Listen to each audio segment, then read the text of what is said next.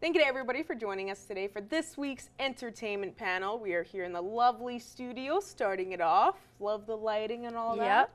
Yeah, we're looking good. But we're going to be speaking about starting off some of the reviews and ratings of what we spoke about last week, and that is the Haunted Mansion. Yes. So it's kind of a little bit of a flip-flop. We have especially the critic ratings, not the best at all, but then you look at the audience rating, way high up there. So I feel like it's still something that's worth kind of going to check out. I would agree with you, because I think the audience rating is so much more important, because you know, especially for this type of movie, it's definitely for the audience. It's not for critics. It's not for any awards. It's not Oscar-worthy. It's not Oscar-worthy. And that's the point. You know, it's this family remake of a really great movie back in the early 2000s, but with their own spin on. So yeah, there's 39 critic rating, but don't really care about the critic rating. 84 audience rating. So you know that audiences are really liking this movie, and the consensus from audiences is Haunted Mansion is a fun blend of horror and comedy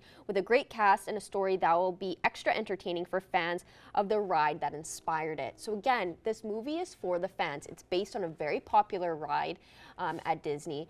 So of course the critics aren't going to like it. It's not for the critics. The critics go on and say the Haunted Mansion's talented cast makes a pleasant enough destination, although it's neither scary nor funny enough to wholeheartedly recommend.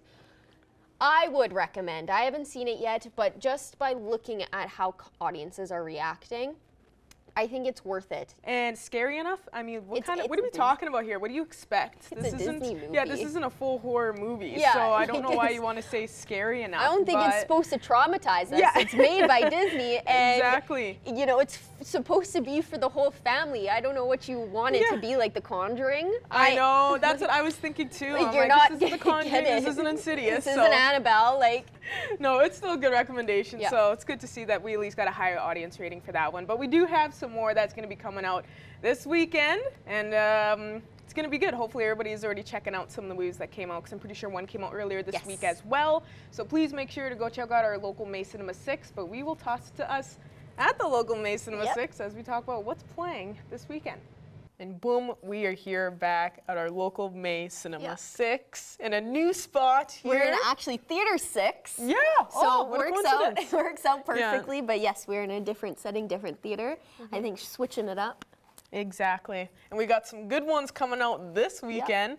You know, last weekend we only had that one that was coming out there, but we still had some good stuff that was coming through our local theater. So hopefully everybody had time to check out everything that we've kind of been speaking about. But for this weekend, we got a few, we got one coming out, and then we have one that was even coming out earlier on. Yes, that's already out. It's been out since Wednesday, very exciting. But they are also two very, very different movies. Yeah, kind of a switch up. Very much a switch up. So start us off, Shelby. Yeah, so the one that came out on Wednesday, and this is for all the fans out there. This is kind of another remake, you know, coming out, and this is for a whole family. And we have Teenage Mutant Ninja Turtles Mutant Mayhem. So hopefully everybody already kind of took some time and went and checked it out already. But that one came out on Wednesday, and this one looks very good because it's got a cool animation style. And they were saying that for their animation style, they kind of wanted to have it almost look like doodles that a teenager would have in their class notebook. Which I think is perfect. And you know, Seth Rogen, he was the executive producer on it. And I think a lot of people are very excited for the fact that the Mutant Ninja Turtles are actually voiced by kids.